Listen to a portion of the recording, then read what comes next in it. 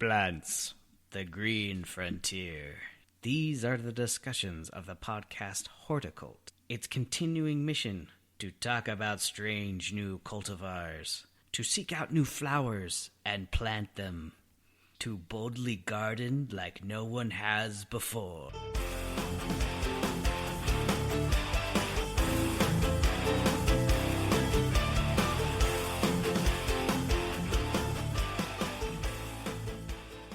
Hey, this is Blaine from the Horticult. What's up, everybody? How y'all doing? On this episode of the podcast, we go over principles of water-wise landscapes. Planning, design, soil prep, amending versus conditioning, plant selection, useful turf areas, mulches, efficiency in irrigation, and maintenance. All right, let's get it on. This is B-Flame. And this is B-Rad. And we are the Horticult. Thanks for coming along for the ride. On this episode of the podcast, we're going over principles of water-wise landscaping. Yes, and it's a very big part of our journey in horticulture is the water-wise stuff. We're going to get into why it's so important for Utah and why we should all think about it. So we found a little article on the usu.edu. Water-wise landscape is one that is functional, attractive, easy to maintain in its natural surroundings. Jumps out at me as easily maintained. I mean, back in the day, you know, I was all about, oh man, I want to make sure this is attractive. Not so much functional, but attractive. Now, having landscaped for many, many moons, I'm down with the easily maintained portion of this segment. So, yeah. So when we say easily maintained, okay, you might think that mowing a lawn is pretty easy. Trimming it, it's not difficult. Anyone can do it. To me, it's you only have to take care of your garden off and on through the year. Once a week, weeding for like minimal. And you're cutting things back once a year. If you're really into it, you could deadhead. Yeah, I mean, deadheading, that'll keep you busy throughout the summer and absolutely. With a lawn, I mean, think of all the time you're spending in a lawn. And I love lawn, don't get me wrong. Mm-hmm. Lawn's cool. You got to fertilize it. You got to kill the weeds. So you're using a 2,4-D or a broadleaf or a pre-emergent. Yep. So there's added costs there. You're watering it to keep a lawn looking lush and green and wonderful in Utah. You have to add about 40 inches if you want it to be nice and green. You got to mow it. So you're taking at least an hour out of your weekend every week. Thatching. Every, 3-4 years? Every 3-4 years, yeah. Aerating twice a year in an ideal situation, yeah. Really, you don't have to do as much work in a landscape that's done properly with the water-wise. Yeah. So, I mean, with turf grass, it's kind of like it appears easier because it's a monocrop. You can easily see through it. I mean, above it, right? And so it appears easier, but there's a lot more input, a lot more energy and input into something like that. It's not as busy, so some people, prefer that sort of thing visually because it's not as busy as say, perennial beds. Yeah. Anyway, so gives you a little something to think about, but yeah, I just wanted to mention real quick why we want to conserve water in Utah, and we've said this a bunch, but we are the second driest state next to Nevada. So if anyone's been to Nevada, that's the only state that beats us in water, which is crazy to think about. I mean, because we both states have pretty big mountains. The Sierra Nevada mountain ranges. You would guess and you would expect that there would be a lot of rainfall hitting those mountains and then pooling up in reservoirs and whatnot. But as it goes, and maybe it's just the jet stream factor.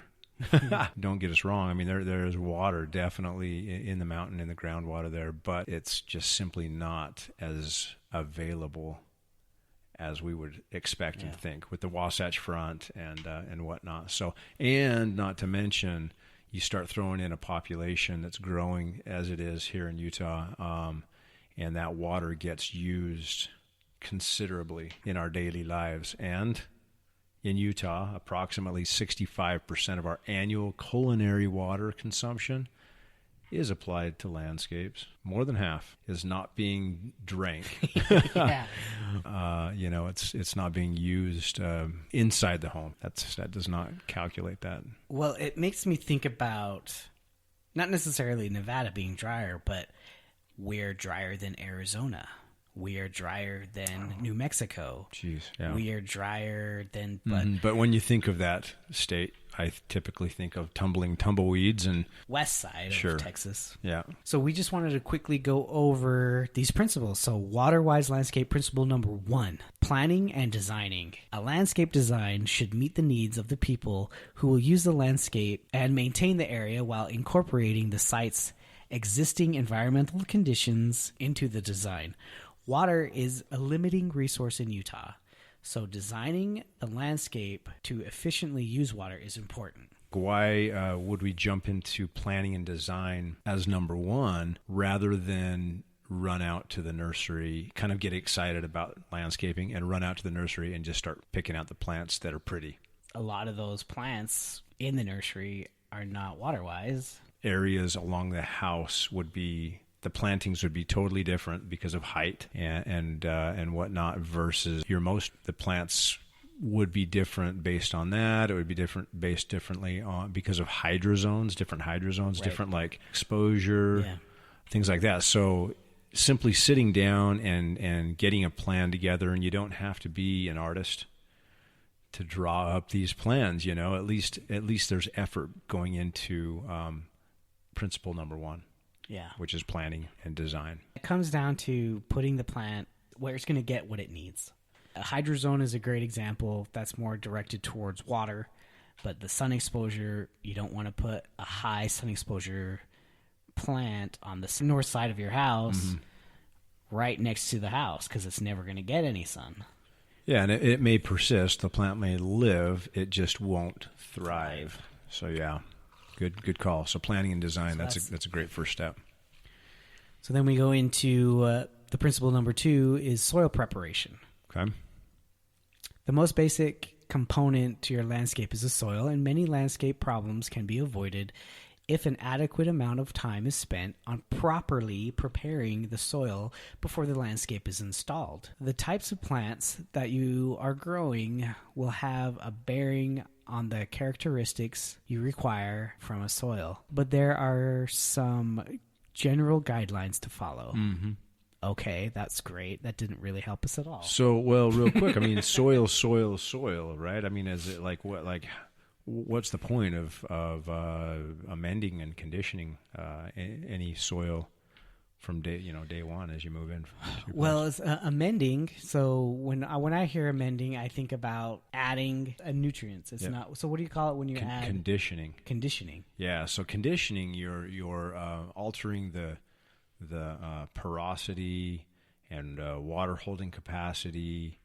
So that's kind of conditioning the soil for better drainage and whatever else.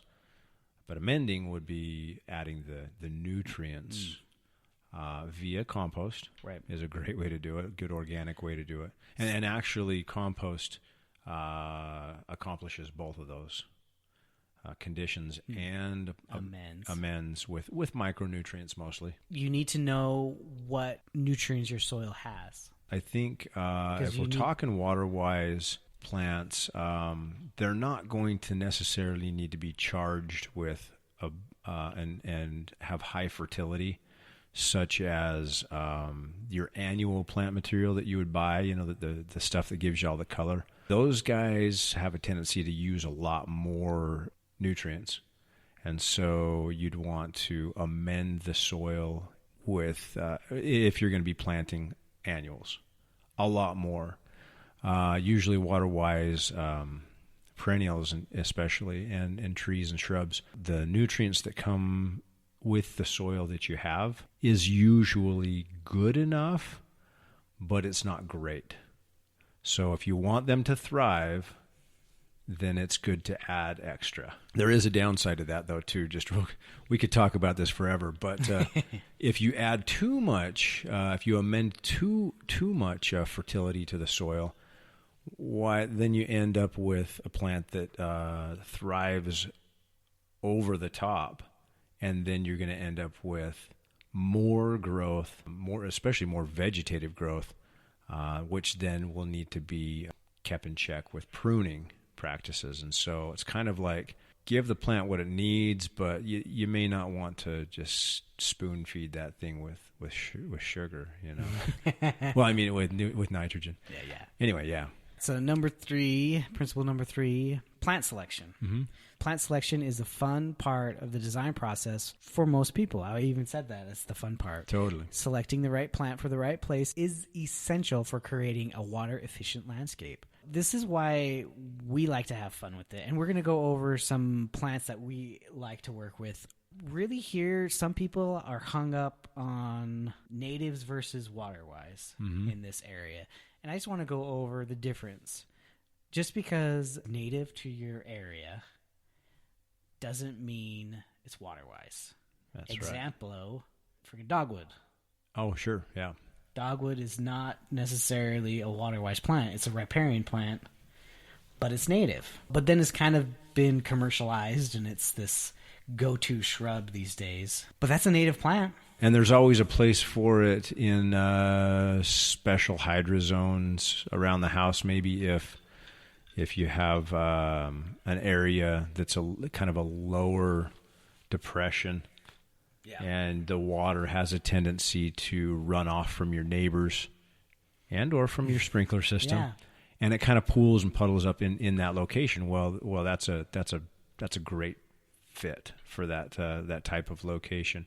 If you don't have those areas, don't get hung up on the fact that you have to be native. If you're focusing your energy on being water wise and low maintenance, because the dogwood requires a fair amount of maintenance, I would say. You know, there's regular pruning on that guy because it's just going to simply grow.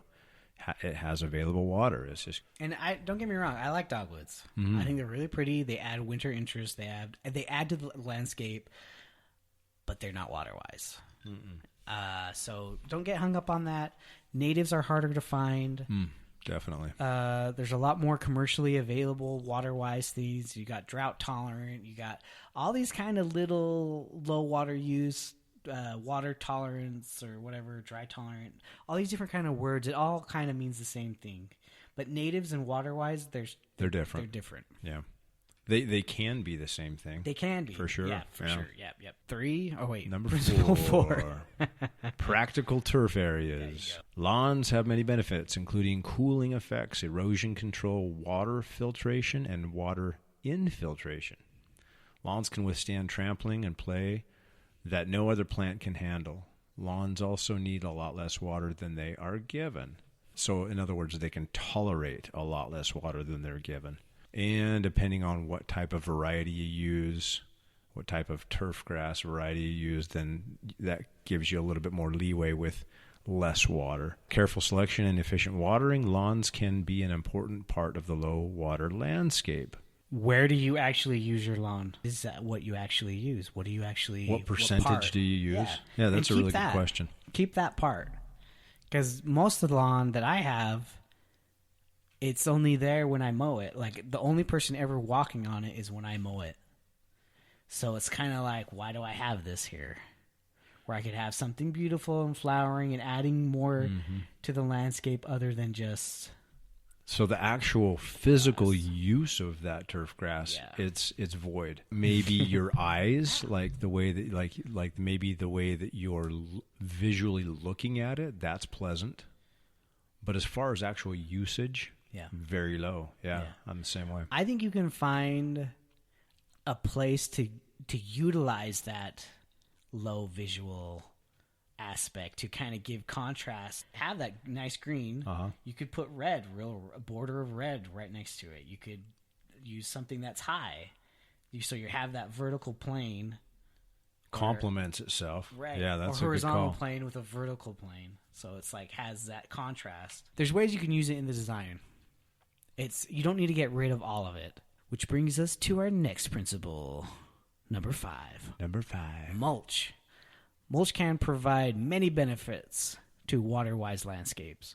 Mulch cover the soil and prevent crust compaction, water evaporation, while also providing an important visual design aspect.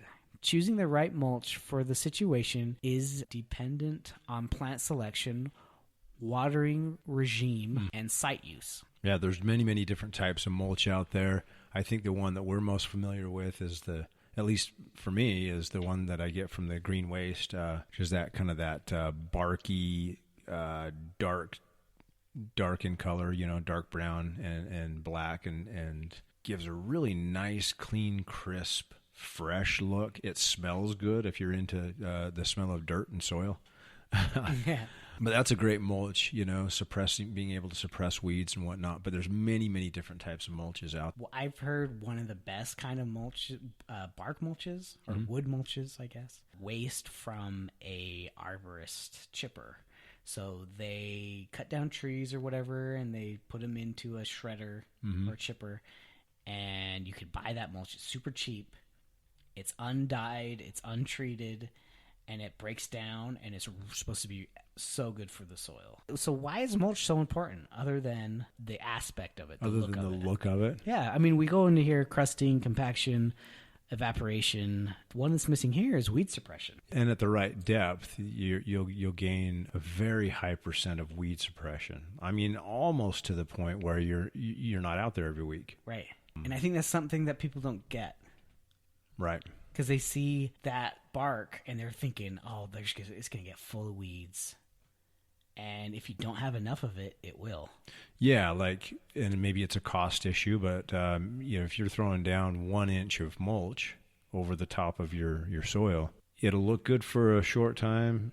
You won't gain the benefit as much from weed suppression and water evaporation and compaction and all of that. So the recommended depth is 3 to 4 inches. That's considerable. Yeah. That's a lot. Oh, yeah. But that's what it takes to really suppress those weeds, keep that water in. It's an investment. It is. Not only time and energy, because throwing out that much mulch, dude, it's not backbreaking, but there's definitely, you're moving. Right. That's true. Cost, even simply cost and time. There's some energy there. But if you calculate how much time you'll spend not weeding, I don't mind weeding a little bit, but I hate weeding a lot. That's just not part of what I have time and care to do. It is therapeutic. Don't get me wrong. There's a whole lot of other things in horticulture that are therapeutic than weed pulling and I mean, pruning for a great example. Anyway, right. So Principle 5 is efficient irrigation. Or number 6. Or right? Number 6. Yeah. Efficient irrigation. In Utah, urban landscape irrigation accounts for 50 to 65% of the annual municipal water use, and much of it is applied in excess of plants' needs. Scheduling irrigation according to the landscape's plant water needs can reduce excess water use. That's just understanding how much water you're putting on or how much a plant needs. That's just easy for us to understand. Easy to understand, yeah. It can be a little bit difficult and sometimes the way I like to roll is, and this is after plants have been planted and established for a while, is to simply, and you've got to pay attention, just to hold back the water for several days until you can see the plant slightly wilt, stress out a little bit. Maybe the leaves change a little bit different color. Maybe they kind of like droop a little bit more. That kind of gives you an idea, and of course, if you have many plants, that's a little bit more difficult. Gives you an idea of what that plant is capable of and can tolerate. So if you see that happens on day number 8, well, man, you've got all kinds of time as far as being able to water in enough for that plant to be able to survive. Now, I mean, you don't want to push it to its limit and stress it out between every single watering. Amazingly enough, you don't have to water your plants every single day. You just simply don't. I mean, granted, unless they're brand new and have a shallow root system. Gara is a water-wise plant. Okay.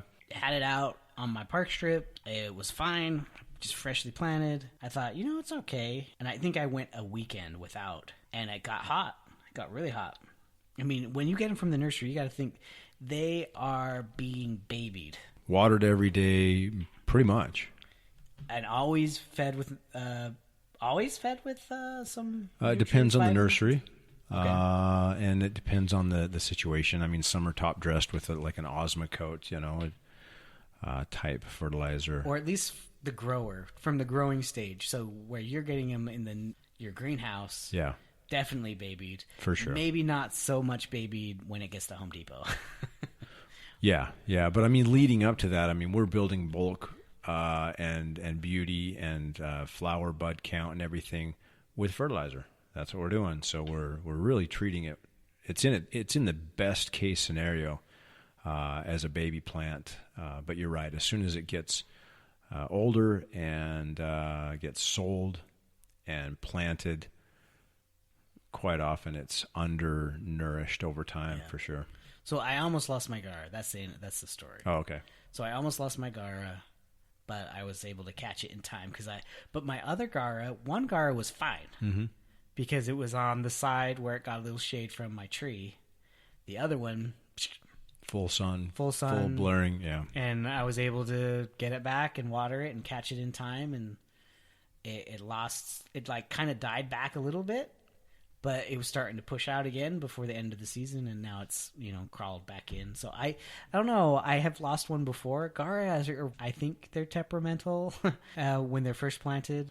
I kind of learned that the hard way before, so this is my second mess up on it. It's holding in there. And so moral of the story is, when you first plant, really give them plenty of water. Yeah, water. Whether it's the root depth that they're just simply not able to uptake water because their roots have not splayed out yet and established. But okay, number 7. Number 7, landscape maintenance. Okay, so a benefit of established water-wise landscapes is they require less time and money to maintain than a traditional landscape.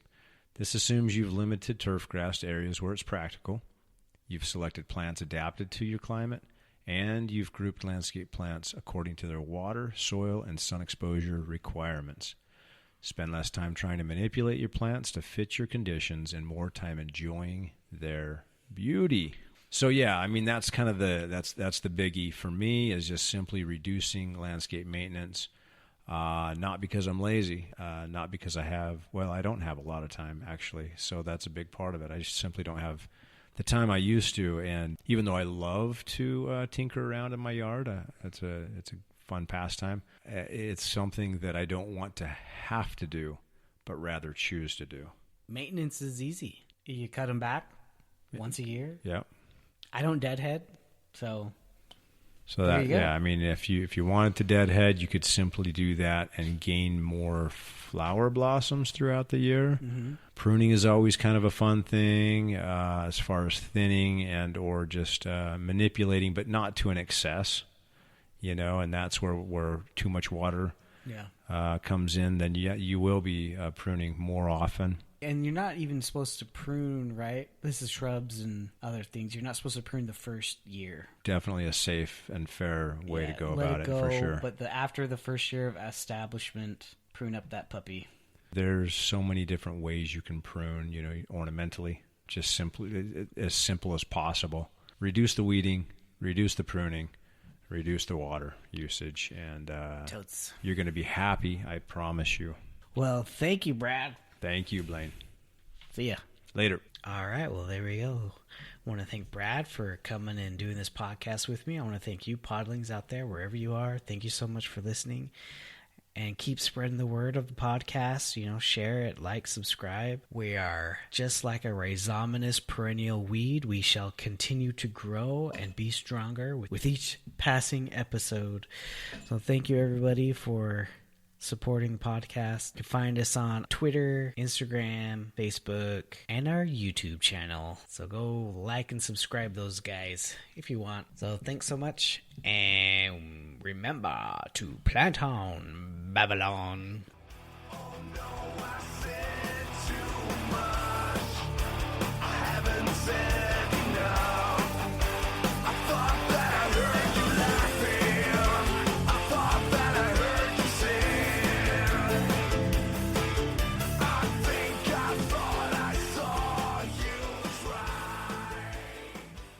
Take a slurpage as we're talking about water-wise everything. Everything. I want it for my body, not for my plants.